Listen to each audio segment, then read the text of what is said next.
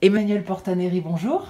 Bonjour Yolène. Alors, votre ouvrage « Quand les animaux inspirent l'entreprise » chez ESF Sciences Humaines parle de l'inspiration que nous avons avec les animaux pour l'entreprise, avec énormément de sujets. Et notamment, quelque chose d'intéressant, c'est que vous dites que la non-spécialisation, en fait, elle est plus efficace dans la nature. Oui, effectivement, 99% des espèces ont disparu depuis plusieurs milliards d'années. 2 milliards d'années si on prend l'évolution des espèces humaines, 600 millions d'années si on prend les évolutions des espèces que l'on connaît bien. Et les 1% qui ont survécu sont plutôt non spécialisés. Alors pour une raison simple, parce que l'environnement change souvent. On l'a vu bien sûr avec un climat australien au fil des centaines d'années, des milliers d'années qui a beaucoup changé. On l'a vu sur de nombreux continents, une espèce très spécialisée ne saura pas s'adapter à un changement de climat qui va devenir plus sec, plus humide, plus venteux, plus froid, plus chaud. Et pour ces raisons-là, les espèces spécialisées peuvent bien plus s'adapter dans des conditions qui sont complexes. Oui, alors c'est ce qui explique que certains animaux qu'on appelle opportunistes, d'ailleurs je trouve que le terme est mal choisi, mais je sais pas, je pense aux corbeaux, aux fourmis ou aux rats, c'est pour ça qu'en fait ils arrivent mieux à s'en sortir que les autres. Et oui, le corbeau a une programmation de base qui est moyenne. Il n'est pas très développé au niveau de sa programmation de base. Par contre, il apprend très vite et il va faire des systèmes d'essai-erreur pour justement pouvoir mieux s'adapter.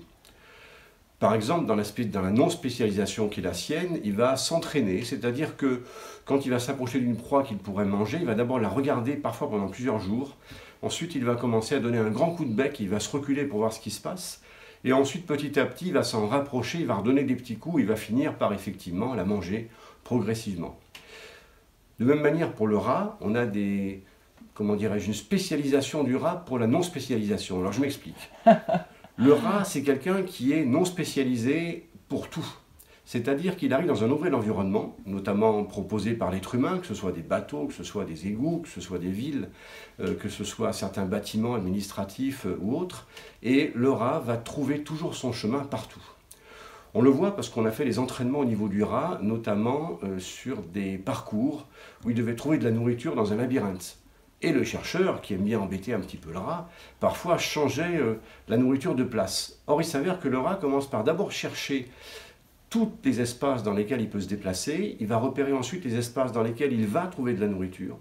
Et donc, si on change la nourriture de place, il refait le test en sélectionnant surtout des espaces qui sont déjà intéressants pour lui. Et donc, il trouve rapidement de la nourriture.